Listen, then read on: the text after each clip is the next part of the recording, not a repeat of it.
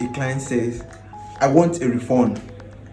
When you can't or you decide not to offer a refund, you get this shocking message from a client when you're still doing the project or you're yet to start the project.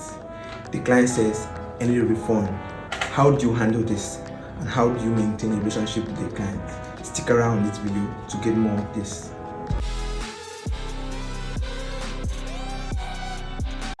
As we all know, we cannot totally control the behaviors and actions, decisions of human beings. A client might want a refund because he is not satisfied with the progress of the job or you're yet to start. If you're new to the channel, please do well to subscribe to our channel and hit the bell button so you get notified whenever we drop our latest video. So let's dive into it. How do you handle if a customer demands for a refund when you can't or you decide not to offer a refund? Asking for a refund is often a sign that the customer feels that they haven't gotten enough value from the product. If you can acknowledge and address that issue, the refund may become less important to them. Your answer should be explicit, be clear. Is the refund possible or not? Be clear to them. Dig for the underlying cause. What caused it? Was it the delay in time or the quality of the product was not nice? Listen carefully to the client or the customer. By listening, you will be able to dig out the reason. We at Pushup brand, we have had several refund requests. I would love to share one of the experience we have had. A client reached out to us demanding our service, so we did send him the terms and conditions. After some time, he sent us an SMS saying he needs a refund. After going through the SMS, I had to reach out to him personally.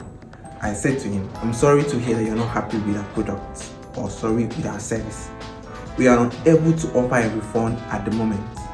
But having everything, I had to reach out to him saying once again, I did say it earlier, but as you work on offering an alternative service, we would love to understand your situation better and see if there is any other way you could help. He agreed to meet up with me. We had this conversation. I was able to dig out the cause of it and address it as soon as possible. Now, get this. For small refunds, the cost of discussing it with the customer may well exceed the fund saved. Perhaps you should just give the refund and invest in long-term goodwill.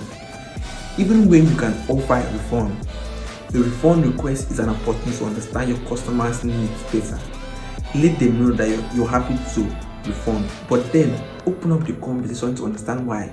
Sometimes they won't even want a refund at the end of the conversation, just like the experience we had the other clients I mentioned earlier.